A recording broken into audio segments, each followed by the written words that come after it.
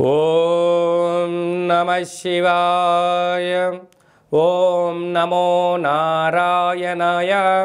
ఓం శ్రీ స్వర్ణాకర్షణ కాల భైరవాయ నమో నమః. ఓం ఒటుక కాల భైరవాయ నమో నమః.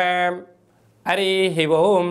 మా ఛానల్కి స్వాగతం. చూస్తున్న వీక్షకులకు, ప్రేక్షకులకు, ప్రియ కాళభైరవ భగవద్బంధులకి స్వాగతం పలుకుతూ మమ్మల్ని ఎంతగానో ఆదరిస్తూ ఉండబడిన ప్రియ సోదరి మనులకు అందరికీ కూడా ముక్కోటి ఏకాదశి పండగ శుభాకాంక్షలు.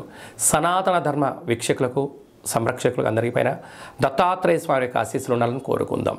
అలాగనే మార్గశీర్ష మాసం అనగానే శ్రీ వళ్ళీ దేవసేన సుబ్రహ్మణ్యేశ్వర స్వామి యొక్క జయంతి, కాళభైరవ జయంతి, దత్తాత్రేయ జయంతి సందర్భంగా మనమందరము ఎలాంటి విధి విధానాలు పాటించాలో సవివరంగా సంపూర్ణంగా తెలుసుకుందాం.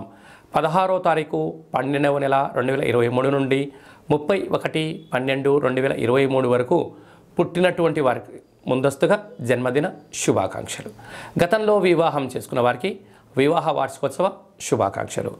ఈ 16వ తారీఖు నుండి 31వ తారీఖు వరకు ద్వాదశ రాశుల్లో గ్రహ గమనాలను అనుసరిస్తూ ఎలా ఉండబోతుందో సవివరంగా సంపూర్ణంగా తెలుసుకుందాం.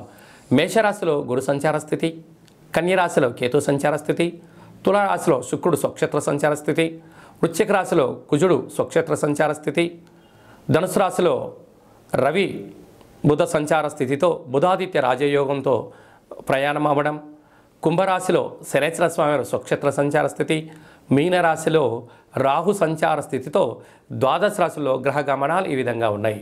ఇక్కడ విశేషంగా శుక్రుడు స్వక్షేత్రకారకుడు, కుజుడు స్వక్షేత్రకారకుడు, శనేశ్వర స్వామివారు స్వక్షేత్రకారకుడు. విశేషమైనటువంటి 3 గ్రహాలు స్వక్షేత్రంగా ఉన్నప్పుడు ఎలాంటి ఉపయోగాలు ఉంటాయో సవివరంగా సంపూర్ణంగా తెలుసుకుందాం. కర్కాటక రాశి వారు ఈ యొక్క డిసెంబర్ నెలలో ద్వితీయార్థంలో కాళభైరవ జయంతి సందర్భంగా ఎలాంటి విధి విధానాలు పాటించాలో ఈ వీడియోలో సవివరంగా సంపూర్ణంగా తెలుసుకుందాం. కర్కాటక రాశిలో ఏ నక్షత్రాలు వస్తాయనగా పునర్వసు నక్షత్రంలోని చివరి 4వ పాదము, పుష్యమీ నక్షత్రంలోని 4 పాదాలు, ఆశ్లేష నక్షత్రంలోని 4 పాదాలు కలిపితే కర్కాటక రాశి. చాలామందికి పుట్టినటువంటి కాల సమయంలో డేట్ ఆఫ్ బర్త్లో లేనటువంటి కారణం చేత పేరు యొక్క మొదటి అక్షరాన్ని అనుసరిస్తూ ఆ రాశిని తెలుసుకునే ప్రయత్నం అవుతుంది. అవి ఏ అక్షరం ఒకసారి పరిశీలన చేద్దాం. హీ, హూ, హే, హో, డా, డి, డు, డే, డో అక్షరాల వారందరూ కూడా కర్కాటక రాశి జాతకులే. కర్కాటక రాశి యొక్క అధిపతి చంద్రుడు. వీరికి ఒకవైపు అష్టమ స్థాన శని సంచార స్థితి జరుగుతున్న విషయం తెలిసినటువంటిది. తృతీయంలో కేతు సంచార స్థితి ఉండడం వలన అన్నదమ్ములతో, అక్కా చెల్లెలతో, తల్లిదండ్రులతో, గురువులతో సఖ్యతగా ఉండే ప్రయత్నం చేయండి. మానవ సంబంధాలుగా చూసే ప్రయత్నం చేయండి. ప్రతి సంబంధాన్ని మీరు దయచేసి ఆర్థిక సంబంధంగా భావించినట్లయితే రాబోయే కాలము గడ్డు కాలము అని చెప్పి గమనించాలి. అర్ధాష్టమ శుక్ర సంచార స్థితి ఉండడం వలన బంగారు ఆభరణాలు, విలువైనటువంటి వస్తువులు, ఫోను యొక్క లావాదేవీలు, ఓటీటీలు దొంగలించబడడం, మీ యొక్క మెసేజ్ని తస్కరించబడే అవకాశాలు చాలా అధికంగా ఉన్నాయి. తస్మాత్ జాగ్రత్త. సంతాన స్థానంలో కుజ సంచార స్థితి ఉండడం వలన నూతనంగా వివాహమైన వారికి సంతాన యోగం, పిల్లల యొక్క చదువులు, పిల్లల యొక్క అభివృద్ధి, పిల్లలను విదేశాలకు పంపించాలి, తరతరాల నుంచి వచ్చేటువంటి స్థిరచరాస్తులు మీ సొంతం కాబోతుందని చెప్పి గమనించాలి. 6వ స్థానంలో రవి బుధ సంచార స్థితి ఉండడం వల్ల బుధాదిత్య రాజయోగం కావడం వల్ల ప్రభుత్వ వృత్తి, ఉద్యోగ, వ్యాపార ప్రయత్నం చేసేవారికి బ్యాంకు లోన్లు రావడం, మంచి అవకాశాలు ఉండడం, సభల యందు, సమావేశాల యందు మాట్లాడేటువంటి అర్హత, యోగ్యత సంపాదిస్తూ ఉన్నతమైనటువంటి ఆరోగ్యకరమైనటువంటి ఆనందకరమైన జీవనాన్ని పొందబోతున్నారు.